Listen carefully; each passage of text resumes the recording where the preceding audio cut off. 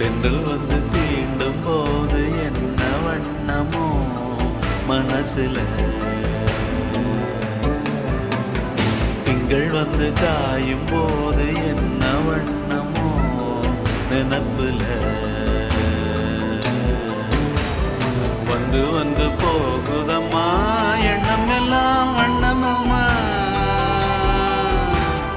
எண்ணங்களுக்கு ஏத்தபடி வண்ணம் எல்லாம் மாறுமம்மா.